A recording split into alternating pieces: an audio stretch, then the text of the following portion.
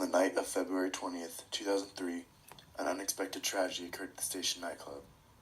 A fire, costing the lives of many and injuring hundreds with burn injuries, lung damage from inhaling the toxic smoke and gases, as well as crush injuries from the stampede of occupants running for their lives. The band performing that night used firework-type pyrotechnics, shooting out thousands of sparks from small cannons. In order to use these stage effects, you must obtain a permit as well as clear it for safety with the fire marshal, which they did not. The foam sound insulation on the ceiling quickly ignited, releasing and filling the nightclub with dense smoke and toxic fumes. Immediately, people rushed the exits. There was a total of 4 exits within the structure. However, most were only informed of the door they entered through, causing a stampede at the front exit.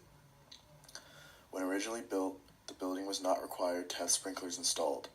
However, after construction and remodeling of the building, it was no longer exempt from the code. Therefore, on the night of the fire, sprinklers were required throughout the structure. This critical failure to follow current fire codes was in fact inspected by local fire department inspectors. The lack of fire sprinklers somehow went unnoticed by the inspectors when they came to visit just recently before the night of the fire. Loss of life.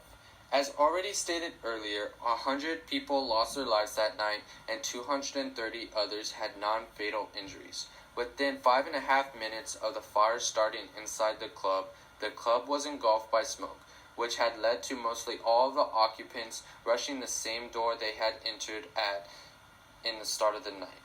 The foam that was burning had produced dark smoke as well as carbon monoxide and cyanide gases.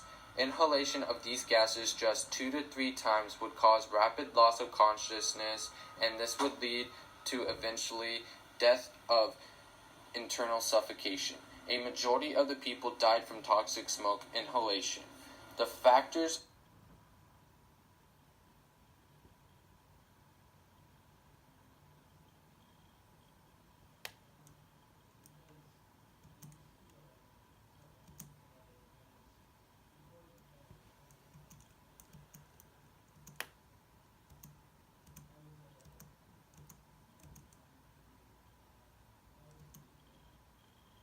Fire detection and suppression systems.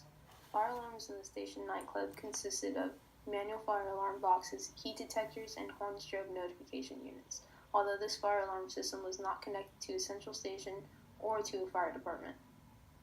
New and updated codes require that alarms that are municipally connected in concentrated use places of assembly defined as special amusement buildings. It also requires occupancy adjustment of -10% for the lack of fire alarms. The station nightclub did not consist of automatic sprinkler systems. Also, the portable fire extinguishers were poorly distributed throughout the building, so no one could find them. Although the kitchen did contain a chemical extinguishing system for the cooking area only.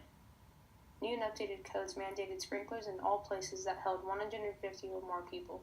It also required sprinklers in all amusement buildings, as well as required occupancy adjustment of -20% for the lack of sprinklers. The building was built in 1946 and was utilized as a restaurant, tavern, and nightclub under previous owners. It was originally called Casey's Inn. The club was 4,484 square feet and measured at approximately 65 by 75 feet. It was constructed of a wood frame with lumber as major structural members. The roof consisted of wood shingles over plywood on front of the building's facade. The facade was attached and sheared to the building and ran the length of the front side. The remainder of the roof was flat and built up with mob tar and paper. The exterior walls were wood framed with plywood sheathing, and the sheathing allowed the fire that caused extensive damage. They were covered by wooden shingles and were insulated by polyurethane foam within the stud chases. The interior was mostly covered with photocopied paneling over a half-inch sheetrock and only had a 30-minute fire rating. The owner surrounded the stage with fire-retardant foam, and the building was laid with carpet that composed of a polyester blend and non-fire retardant.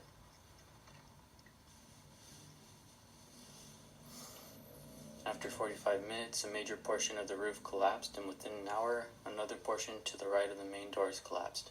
Due to these extreme and hazardous conditions, interior firefighting was not possible. Before the fire, Rhode Island's fire safety rules were confusing, but after, they changed into a modern code that became more easily understood.